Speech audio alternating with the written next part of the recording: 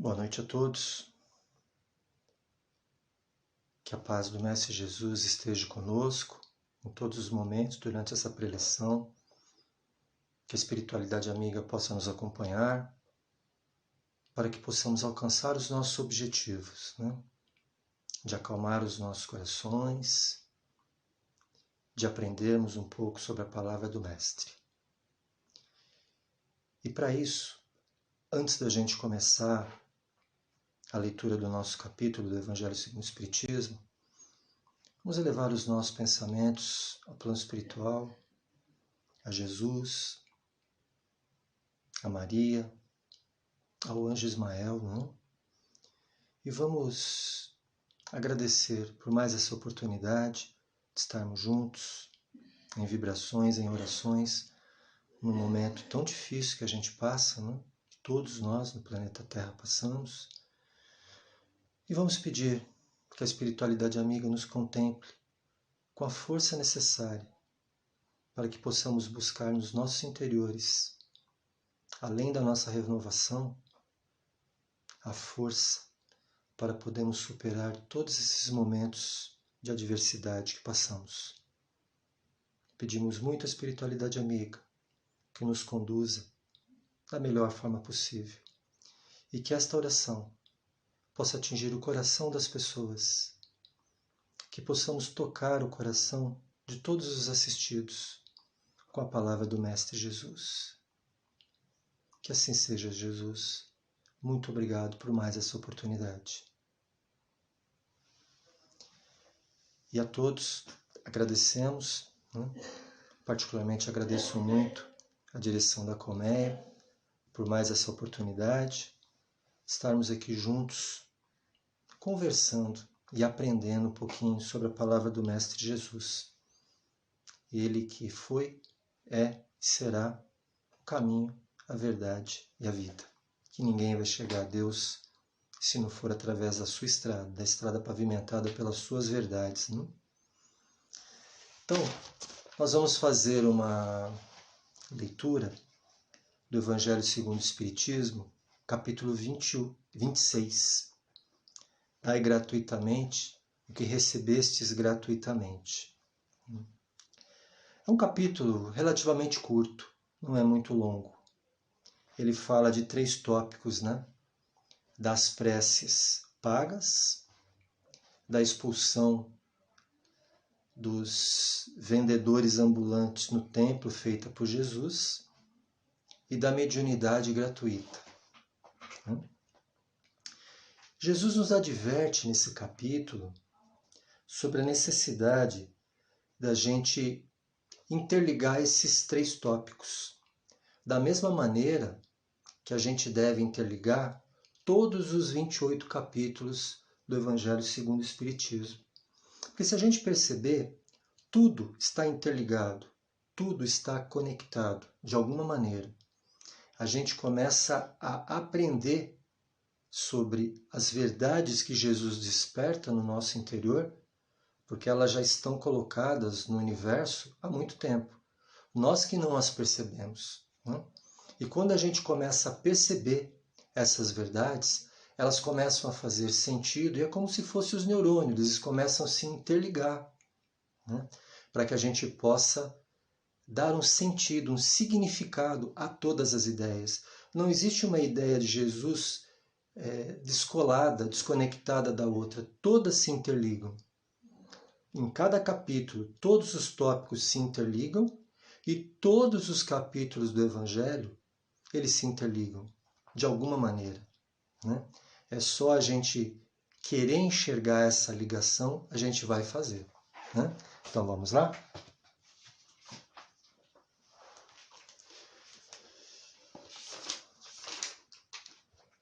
Dom de curar. Dai gratuitamente o que gratuitamente recebestes, disse Jesus aos seus discípulos. Por esse preceito, prescreve não se fazer pagar por aquilo que não se pagou. Ora, o que eles tinham recebido gratuitamente era a faculdade de curar os doentes e de expulsar os demônios, quer dizer, os maus espíritos. Esse dom lhes fora dado gratuitamente por Deus para o alívio daqueles que sofriam e para ajudar a propagação da fé. E lhes disse ainda para eles não fazerem um tráfico, nenhum objeto de especulação, nenhum meio de vida. Guardai-vos dos escribas, os que ostentam, passeando com longas túnicas, que gostam de ser saudados nas praças públicas e de ocupar as primeiras cadeiras nas sinagogas e os primeiros lugares nas festas, e que, sob pretexto de longas preces, devoram as casas das viúvas. É muito importante a gente ler esses tópicos, né? E a gente poder trazer para a nossa realidade. Porque o fato histórico em si, ele aconteceu, ele está lá, guardado no tempo. O importante é a gente trazer isso para cá, é a gente pensar isso naquele tempo e trazer para os dias de hoje. Esse é o verdadeiro sentido e o verdadeiro significado do Evangelho de Jesus, né? Então, quando a gente fala desse tópico, é muito importante a gente analisar que Jesus está falando para a gente da cura do corpo, da ajuda espiritual e da propagação da fé. Jesus está dando para a gente como é que eu posso dizer assim, uma orientação macro desses três tópicos, né? E que esses três tópicos, eles são tratados através do dom que Deus nos deu, né? Porque, na verdade, quando Deus nos dá esse dom, Ele não está dando propriamente esse dom, Ele está nos emprestando, né? Para que nós possamos fazer dele o melhor sentido, não só para a nossa vida, mas para a vida daquele irmão mais necessitado. Porque nós podemos ter influência sobre a cura de um corpo físico, influência sobre a melhora do estado espiritual de uma pessoa e propagar a fé sobre o que Jesus falou. E é isso que Jesus fala para que a gente sirva a Ele desta maneira, sem fazer disso um meio da vida, mas fazer isso o nosso caminho na vida. Essa é a diferença que Jesus, não é que cobrou, mas Ele fez naquele momento aquele ato incisivo dentro do templo, porque existia um mercantilismo muito grande ali dentro, né? Como existe em todos os locais, né? A gente sabe dessas situações, mas é importante a gente lembrar de uma coisa. Em eletricidade, nós temos o sistema paralelo e o sistema em série, né? Mais ou menos assim, o sistema paralelo são dois circuitos que trabalham paralelamente, semelhantes, e em série, circuitos alinhados, né? O que Jesus pediu para a gente é que nós tenhamos o dom da cura, o dom da ajuda, de forma paralela ao nosso meio de vida, que nós devemos subsistir, devemos ganhar o nosso pão honestamente, devemos trabalhar para a subsistência da gente, da nossa família, porque isso está na lei do trabalho. Nós temos a obrigação de trabalharmos pelo nosso bem-estar, pelo bem-estar da nossa família, né?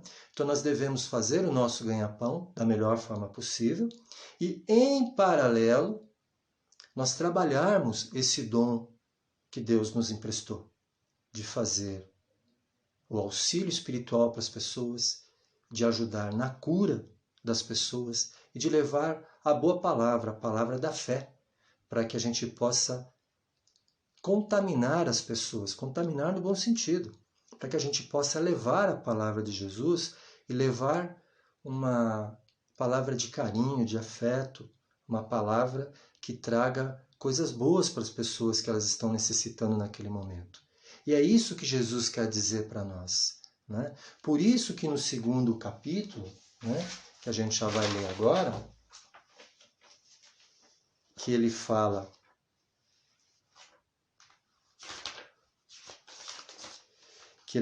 dos vendilhões expulsos no templo, ele fala assim: eles vieram em seguida a Jerusalém e Jesus, tendo entrado no templo, começou a expulsar aqueles que ali vendiam e compravam e derrubou as mesas dos cambistas e os assentos dos que vendiam pombos. Não permitiu que ninguém transportasse nenhum utensílio pelo templo. Ele os instruiu também dizendo: não está escrito: minha casa será chamada casa de orações por todas as nações. E todavia fizestes dela um covil de ladrões. Isso está escrito em Mateus capítulo 21, versículos 12 e 13. Jesus expulsa os vendilhões do templo, ou seja, os vendedores ambulantes, condenando assim o tráfico das coisas santas sobre qualquer forma que seja. Deus não vende nem sua bênção, nem seu perdão, nem a entrada do reino dos céus. O homem, pois, não tem o direito de as fazer pagar. Aqui cabe uma interpretação muito interessante, porque quando a gente fala sobre o episódio do templo, onde Jesus entra e tem as atitudes que ele teve, né? É muito importante a gente lembrar um pequeno detalhe. O templo era o local sagrado da vida judaica. A sociedade judaica, a vida da sociedade, a vida social dos judeus girava em torno do templo. E o templo tinha por objetivo as orações, né? Para que nós, né, na época, o povo judeu, fizesse a sua interligação com Deus, porque eles eram ainda um povo monoteísta. Né? Eles seguiam a Torá, que era o Pentateuco, né, os 5 livros do Pentateuco hebraico, e eles procuravam colocar isso na sua forma diária das atitudes. Né? E para isso, a gente tinha os doutores da lei, que eram os intérpretes espirituais. E esses doutores da lei, geralmente, eles eram da seita dos fariseus, não dos saduceus. Os saduceus faziam o comando político do sinédrio. Os fariseus, eles detinham o comando espiritual e eles seguiam à risca. Só que naquele momento, Jesus enxergou a necessidade de intervir por conta de tudo o que estava acontecendo, todas as arbitrariedades que estavam sendo cometidas ali no templo naquele momento, não só naquele momento, mas de muito tempo para cá. Porque o mercantilismo era muito pregado, né? As pessoas tinham outros objetivos que não o objetivo religioso de seguir aquilo que estava escrito. E Jesus condena exatamente isso. Porque se a gente pegar na essência da palavra, o que os essênios faziam?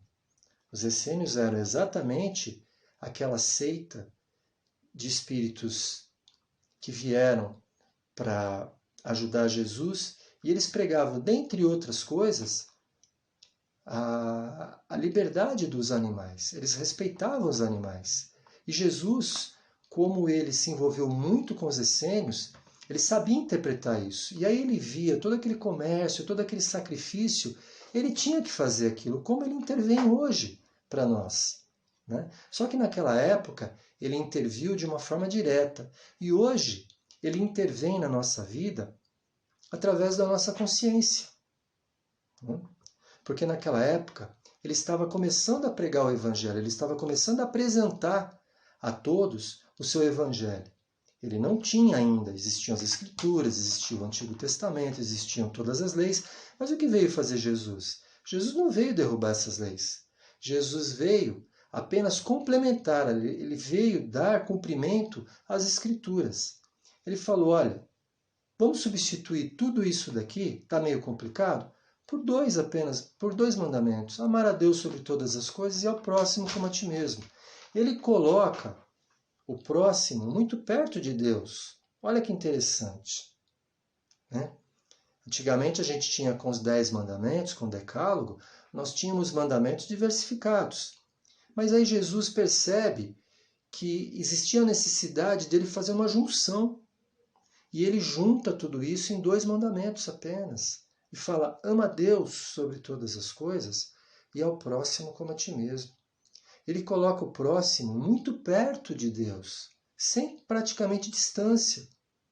Essa distância só existe quando nós a colocamos, quando nós distanciamos do próximo. Aí essa distância fica fora do contexto. Mas na verdade a gente tem que fazer isso. A gente tem que trazer o próximo para perto da gente. A gente tem que entender a dificuldade, tem que entender, tem que aceitar a dificuldade.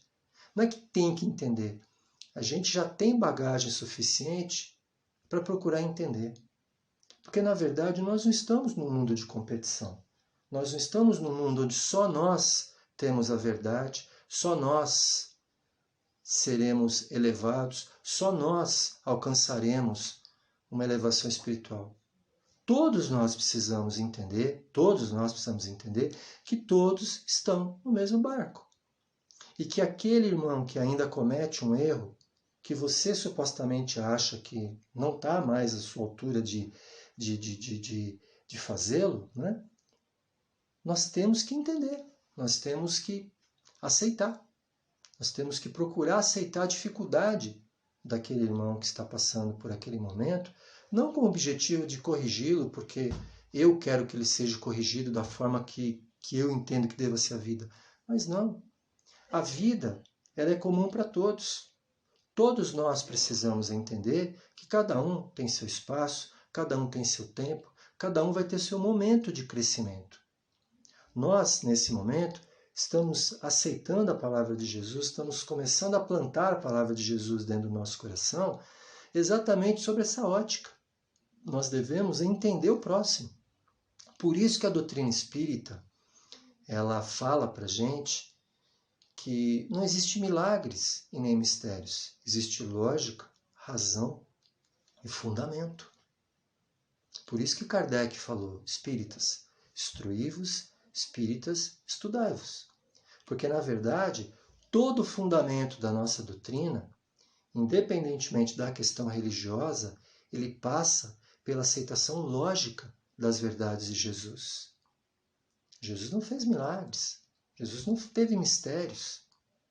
Tudo que Jesus fez foi feito à ótica e à luz do entendimento da ciência, da lógica e da razão. É por isso que quando Jesus expulsa esses mercantilistas do templo, ele está fazendo exatamente para mostrar para nós que nós devemos expulsar, entre aspas, esse lado ruim que existe dentro de nós. Muitas vezes nós precisamos fazer uma intervenção bastante radical para que a gente possa conseguir expulsar isso de dentro da gente. É fácil? Não é fácil. Lógico que não é. Quem disse que iria ser? Porque nós temos o nosso lado bom e temos também o nosso lado ruim. Todos nós temos.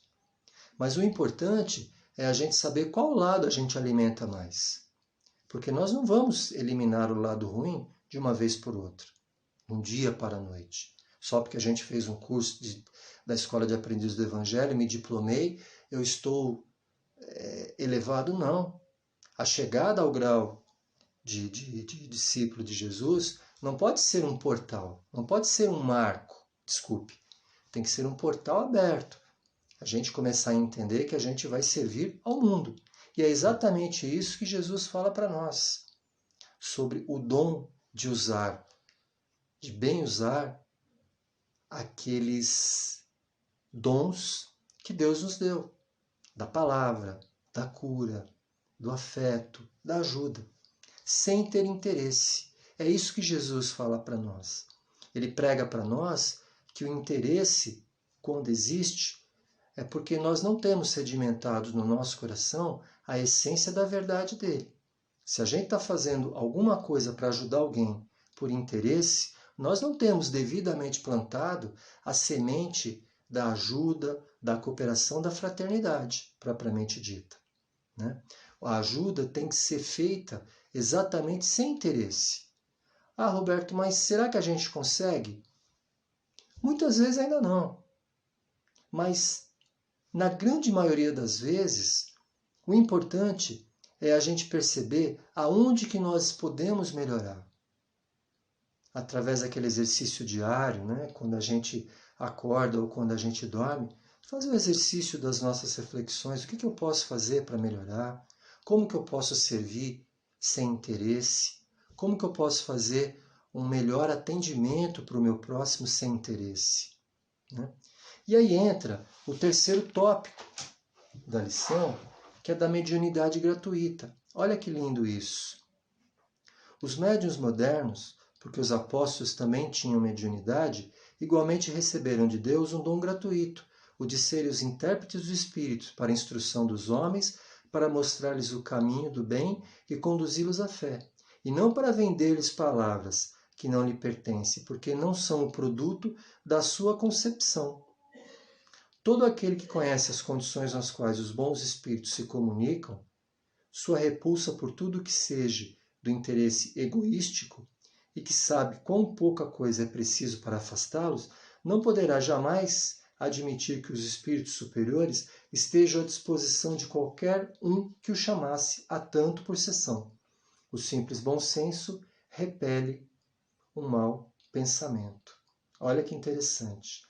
Aquele, pois, que quer comunicações sérias, deve primeiro pedi-las seriamente, depois se esclarecer sobre a natureza das ligações do médium com os seres do mundo espiritual.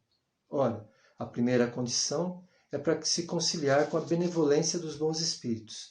É a humildade, o devotamento, a abnegação, o mais absoluto desinteresse moral e material. É isso que a gente está comentando, né? Porque quando a gente comentou sobre a interligação dos três tópicos, né, a venda da prece, a expulsão dos mercadores do templo e a mediunidade gratuita, a gente começa a perceber por que foi comentado no início que os três tópicos se interligam. Porque nós precisamos ter a noção de que o dom da ajuda tem que ser bem utilizado em paralelo com a nossa vida, para o bem das pessoas, não para a nossa subsistência, mas para o fortalecimento da nossa fé e da nossa crença na palavra do Mestre. Que nós devemos expulsar aquelas situações ruins que existem dentro da gente. A gente percebe claramente isso quando Jesus fala do episódio do templo, né? Quando ele bane aqueles mercadores. Na verdade, ele estava querendo mostrar para a gente que às vezes a gente tem que fazer situações um pouco mais drásticas para conosco mesmo, expulsando, tentando remover isso de nós, para que a gente possa ficar somente com o lado bom, né? Tirando muitas vezes essas situações ruins. E a mediunidade, que nada mais é do que o dom que Deus nos dá de servirmos de intercâmbio entre os dois planos, né? Olha que interessante isso, que bonito. Por isso que quando Jesus fala para a gente sobre esse capítulo, eu encerro ele dizendo assim, olha, explorar a mediunidade é, pois, dispor de uma coisa do qual não se é realmente senhor. O plano espiritual nos empresta essa ferramenta para que nós possamos, ou através da nossa mediunidade natural, ou através da nossa mediunidade de tarefa, ajudarmos as outras pessoas, mas sem interesse. Porque o capítulo ele fala, dai gratuitamente aquilo que você recebeu gratuitamente. Então nós precisamos doar para o próximo aquilo que a gente recebeu por Deus como um presente. E que muitas vezes nós tornamos essa situação um pouco complicada para nós mesmos. Haja vista uma série de situações aí do mundo. Então por isso que quando a gente fala desse capítulo, olha que interessante. O médium curador transmite o fluido salutar dos bons espíritos. Ele não tem o direito de vendê-lo. Jesus e os apóstolos, conquanto pobres, não faziam pagar as curas que operavam. As curas que Jesus fez, né? As manipulações de fluidos que Jesus fez para poder alterar o estado físico das pessoas e até o estado espiritual das pessoas, ele quis mostrar que o intercâmbio entre os dois planos existe, que é a coisa mais natural do mundo. Essa é a essência da terceira revelação, do Consolador prometido, né? A essência de que Jesus passou para nós lá atrás, que nós receberíamos o Consolador prometido. E que era o Consolador prometido? Era a liberdade com a responsabilidade. Tudo posso, mas nem tudo me é lícito. Paulo já dizia isso para nós, né? Então, essa lição fica aqui muito claro que o plano espiritual nos empresta as ferramentas necessárias para que nós possamos ajustar os nossos débitos. Mas essas ferramentas têm que ser amoladas, têm que ser utilizadas, né? Porque senão elas se esquecem, elas se perdem no tempo. E têm que ser muito bem utilizadas. Dai gratuitamente aquilo que você recebeu gratuitamente. É isso. É doar amor, é doar carinho, é doar a boa palavra, é ajudar na cura, é ajudar na boa vibração, é ajudar aos necessitados sem o menor interesse, né? Só para finalizar, os espíritos lhe terão em conta o devotamento e seus sacrifícios, ao passo que se afastam daqueles que esperam fazer deles um meio para subir. Nós não devemos fazer do próximo uma escada para a gente subir. A gente tem que usar o corrimão de apoio, né, e subir com todos de mão dadas. Não fazer do próximo um degrau para a gente poder subir, né? Então, fica aqui essa lição maravilhosa. Dai gratuitamente o que recebestes gratuitamente. Saiba utilizar essas ferramentas, o dom do amor, o dom da caridade, o dom da ajuda, da melhor forma possível, sem interesse. O único interesse é em servir a Jesus, a sua palavra, porque Ele sim é o caminho, a verdade e a vida. E neste momento, vamos agradecer ao plano espiritual por mais essa oportunidade e pedir a Jesus e a espiritualidade amiga que nos conceda a graça de orar por todas as pessoas envolvidas nessa oração, pedindo que ela entre no coração direto de cada um dos assistidos, que nós possamos ajudar a todos nessa estrada, porque estamos todos juntos no mesmo caminho. E que possamos servir de exemplos, servir de ferramenta de mudança, primeiro para nós, através do nosso trabalho, da nossa reforma íntima, e depois através do exemplo, para contagiar as pessoas através das nossas atitudes. E pedimos muito ao Pai nesse momento, em oração por todas aquelas pessoas que sofrem, principalmente as pessoas que se encontram nos hospitais, seja por conta deste vírus que nos apareceu agora, ou de qualquer outra doença, por todos que sofrem. Vibramos por todos os irmãos em sofrimento no corpo, no espírito, na mente.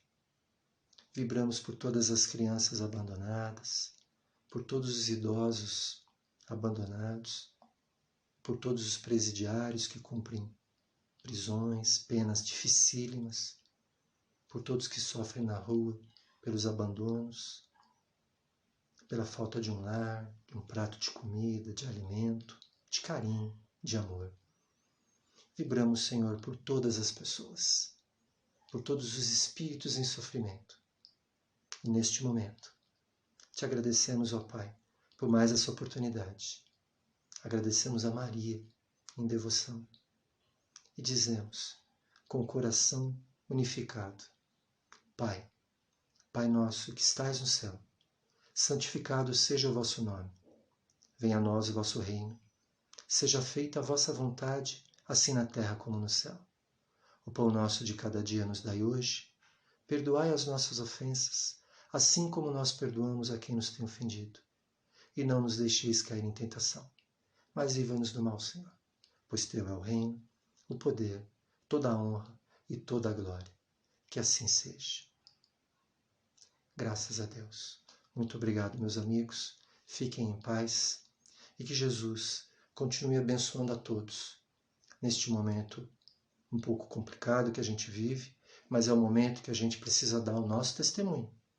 É o momento que a gente precisa colocar em prática a nossa fé raciocinada, aliada à ciência, mas juntando com os nossos conceitos filosóficos e unificando isso, trazendo isso a uma vertente da religiosidade, para que todos nós possamos passar por tudo isso de mãos dadas, unificados e fortalecidos, em nome de Jesus. Muito obrigado a todos, tenham todos uma ótima noite, fiquem com Deus e que a paz do Mestre e de toda a espiritualidade esteja com todos. Que assim seja, graças a Deus.